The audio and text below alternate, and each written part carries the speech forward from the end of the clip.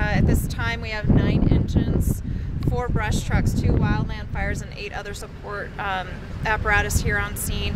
That leaves us to over 50 people working this fire.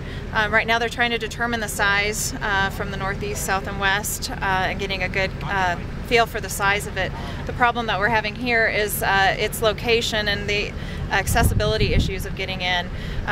We're really not able to drop a hose line and put water on the fire right now, so they're all in on hand crews with their tools. They have their safety shelters, and they're just trying to keep that exit point safe, so if the wind does shift or pick up, that our crews can get outside safely. Any chance you guys do any airdrops out here? They are, they're holding, but it's not necessary at this point. So if they do feel it is, then we have people ready to go. Are there any structures in the path? There isn't right now. The way that it's situated is actually ideal if you live around here. But we do have 2 engines patrolling the neighborhoods, making sure that if any embers do fly, if the wind shifts, that all those structures are secured and safe. So no evacuations or anything? No evacuations are in place at this time, no. Can you give us any idea about maybe acreage like between 5 and 10, 10 and 15? First came in at 5, but it's really hard to determine when the wind's blowing like this. It's really hard. The crews are trying to make that perimeter around so that they can kind of get a better feel of size. And it is deceiving when you see it from far away. It looks a lot bigger than when you get up close. And so it's the amount of smoke that's generated right now. We don't have any of the trees getting any good flame lengths on them, but they're in there now, just ensuring that that doesn't happen. Just Springs Fire, will there be more mutual aid? If we need it, we'll call it in. Absolutely. Any idea on cost? Not at this time, no. It's a hiking trail, so there's a lot of people who utilize this area. So we're just trying to see what we got to contain it first, and then we'll get to that part. Do you know what the name of this reservoir is? Right? This is the South Suburban Reservoir.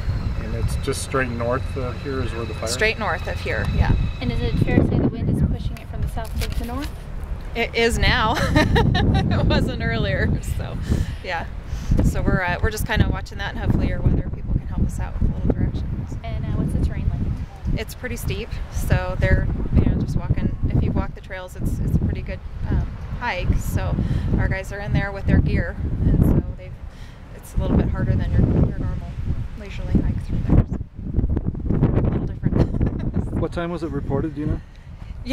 The exact time I'd have to take a look for you, and I can get that. Yeah. It's right in there, but I think let me see what we can come up with here. Do you guys know it?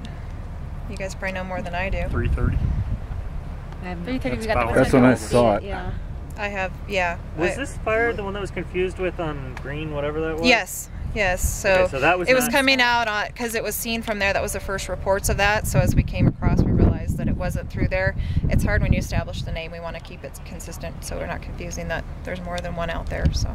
Have you named this fire yet? They haven't named it yet. They're calling it Mesa Command, but we haven't called it Mesa Fire yet because we got to really get in there and see if it was. With the conditions, they'll come up with some name for it, yeah. With the conditions right now, what is the chances that it could keep spreading? The concern is that it's dry. There's obviously no precipitation coming. There's a lot of undergrowth, and this is what we've been warning the people in this area about for the last years and years and years. We've had a very dry winter, so a lot of this stuff is that quick 10-hour, 24-hour burn, and that'll keep going. Nothing's greened up yet under here, so we're still working on some pretty dry conditions. You got the airdrops on standby. What would the fire have to do to? Well, you'd notice a significant difference in the way that the fire looks. You'd have some big flame lengths coming up off the trees, and our guys would call for it pretty quick if they were in there and they saw a big change. Where are they on standby by chance? I have no